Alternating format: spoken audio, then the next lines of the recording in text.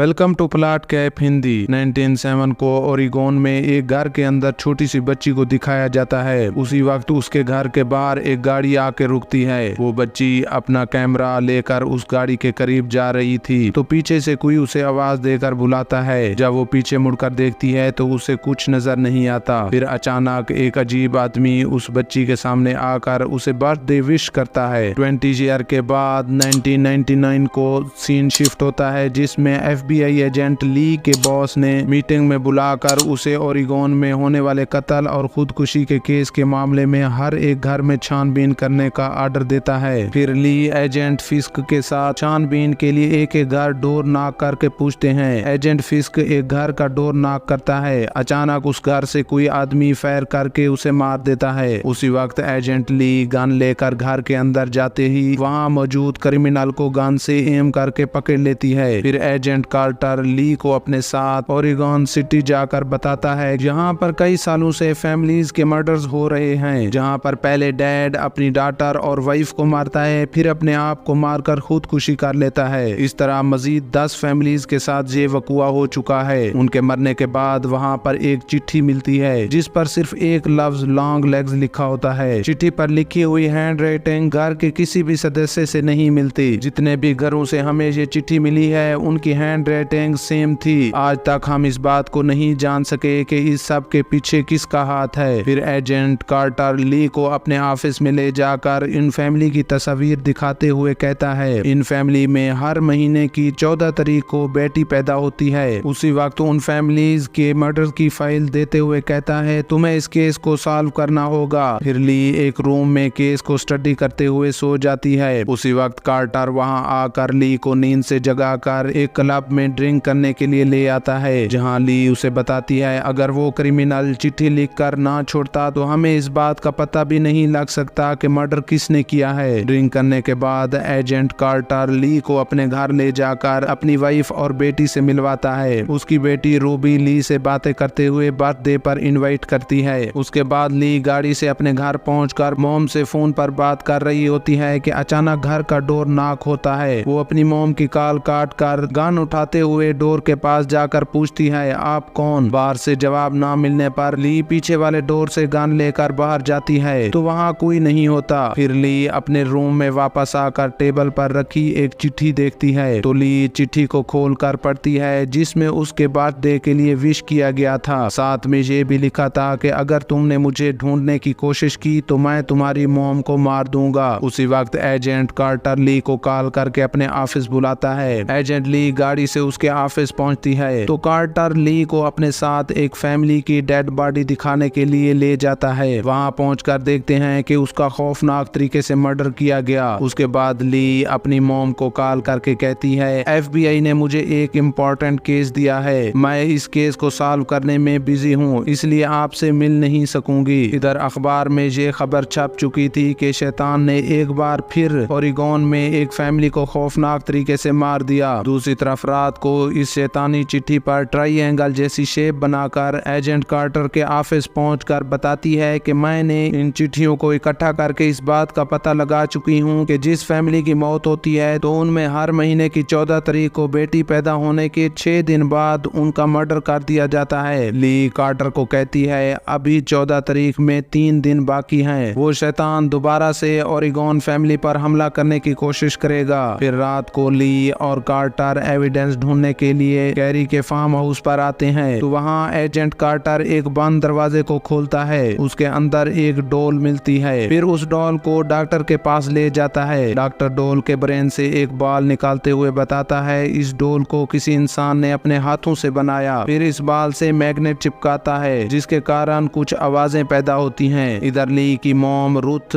किसी परेशानी के कारण गाड़ी चलाते हुए जोर जोर से चीखने लगती है। दूसरी तरफ एजेंट ली और कार्टर उस बॉल की इंफॉर्मेशन के लिए फादर कैमरे से मिलते हैं। वो बताता है, कैरी से मिलने के लिए कल कोई आया था, लेकिन मैं कल काम के सिलसिले बाहर था इसलिए उसका चेहरा नहीं देख सका, मगर मेरी वर्कर ने उसका नाम रजिस्टर पर जरूर लिखा होगा। वो रजिस्टर उनको दिखाकर कहता है 11 तारीख को ली हार कर उससे मिलने आई थी। फिर ली कैरी से बात करने के लिए उसके रूम में जाती है। कैरी ली से कहती है, मुझे लगता है हम दोनों पहले कहीं मिल चुके हैं। ली उसकी तबीयत के बारे में पूछते हुए कहती है, क्या तुम्हें अपने पेरेंट्स याद हैं? असल में कैरी के पेरेंट्स को भी लॉन्ग लेग्स ने मार दिया था। उस वक्त कैरी स्कूल गई हुई थी। फिर कैरी ली को बताती है, मेरी मॉम मुझसे नफरत करती थी लेकिन मेरे डैड मुझसे बहुत प्यार करते थे। लॉन्ग लेग्स ने मेरे मॉम और डैड को बुरे तरीके से मार दिया। ली कैरी से पूछती है, क्या तुम्हारे पास तुम्हारी शक्ल की कोई डॉल मौजूद है? वो जवाब देती है, मेरे पास तो कोई डॉल नहीं थी। फिर एजेंट ली और कार्टर वापस आ जाते हैं तो कार्टर कहता है, लॉन्ग लेग्स उस डॉल के जरिए मारता है लेकिन वो खुद इंसान है। फिर ली से कहता है, तुम अपनी मॉम से जाकर पूछो,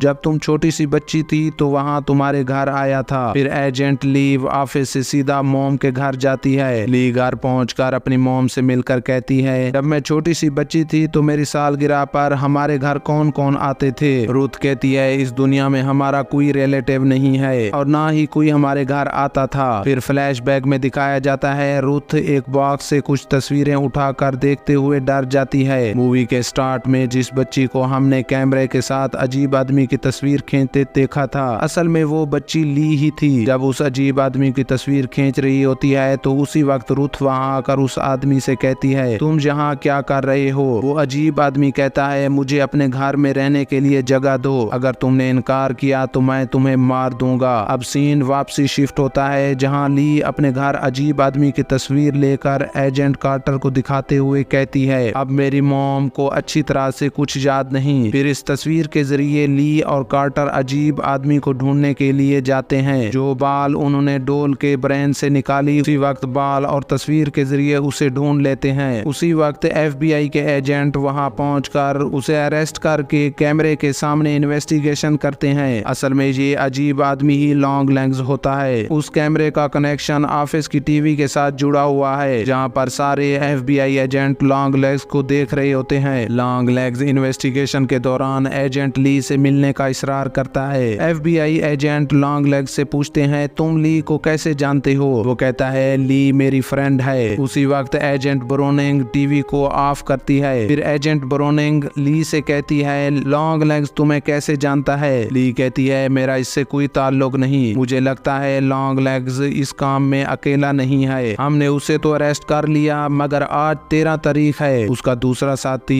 एक फैमिली पर हमला जरूर करेगा। फिर ली लॉन्ग लेग्स से मुलाकात करने के लिए जेल में आकर पूछती है कि अपने दूसरे साथी का नाम बताओ। वो कहता है, मेरा कोई दूसरा साथी नहीं। एजेंट ली उसे कहती है, अब तुम सारी जिंदगी जेल में सड़ोगे। फिर लॉन्ग लेग्स कहता है, तुम अपनी मॉम से सब कुछ पूछ लेना। उसी वक्त इन्वेस्टिगेशन के दौरान लॉन्ग लेग्स अपने सर पटक पटक कर टेबल पर मारता है जिसके कारण उसकी फौरन मौत हो जाती है। फिर एजेंट कार्टर गुस्से से ली को कहता है, वो हमारा आखिरी एविडेंस था, तुमने उसे क्यों मरने दिया? फिर ली एजेंट ब्रोनिंग के साथ अपनी मॉम के घर जाती है ताकि लॉन्ग लेग्स के साथी का पता लग सके। जब वो घर पहुंचते हैं तो ली एजेंट ब्रोनिंग को गाड़ी में बिठाकर अकेली घर में इंटर होती है और अपनी मॉम को आवाजें देकर पूरे घर में ढूंढती है लेकिन वो उन्हें कहीं नहीं मिलती। उसी दौरान घर से बाहर ली की मॉम गन से एजेंट ब्रोनिंग को फायर करके मार देती है। ली ये सब कुछ देखकर अपनी गन से मॉम पर एम कर देती है लेकिन उसकी मॉम ली की बचपन की डोल को गन से फायर करती है तो डोल के सर से ब्लैक धुआं निकलने लगता है जिसके कारण ली की तबीयत खराब होते ही बेहोश हो जाती है। फिर फ्लैशबैक में लॉन्ग लेग्स को दिखाया जाता है जो डोल बनाकर काला जादू करता था। लॉन्ग लेग्स ली को उठाने के लिए उसके घर आता है तो रुथ ने उससे कहा कि तुम मेरी बेटी को जिंदा छोड़ दो, जो तुम चाहोगे मैं वैसे करूंगी। लॉन्ग लेग्स उसे कहता है, अगर तुम फैमिलीज को मारने में मेरी हेल्प करोगी तो इस शर्त पर मैं ली को जिंदा छोड़ दूंगा। रुथ उसकी शर्त मानकर एक घर में लॉन्ग लेग्स की बनाई हुई डॉल्स पहुंचाती है। उसी डॉल पर काला जादू करने के कारण शैतान खुद ब खुद बाहर निकलकर फैमिलीज को मार देता है। फिर सीन शिफ्ट होता है। अचानक एजेंट ली होश में आकर गाड़ी से एजेंट कार्टर के घर पहुंच जाती है क्योंकि आज उसकी डॉटर रूबी का बर्थडे होता है। जब एजेंट ली घर के अंदर जाती है तो वहां पहले से उसकी मॉम मौजूद थी। एजेंट ली कार्टर को कहती है, मेरी मॉम ही लॉन्ग लेग्स की साथी है। एजेंट कार्टर उसकी बात पर यकीन नहीं करता और अपनी वाइफ को लेकर किचन में चला जाता है। फिर रुथ अपनी डॉटर से कहती है, इन तीनों को मरना होगा। उसी वक्त एजेंट कार्टर अपनी वाइफ को मारकर चाकू से अपनी बेटी रूबी को मारने के लिए आगे बढ़ने की कोशिश करता है तो ली उसे गन से शूट करके उसे मार देती है। फिर रुथ चाकू से रूबी को मारने वाली ही होती होती है कि उसी वक्त ली ना चाहते हुए भी अपनी मॉम को गन से शूट करके मार देती है और इस तरह रूबी बच जाती है और मूवी का दी एंड हो जाता है। नई मूवी देखने के लिए हमारे चैनल को सब्सक्राइब करें।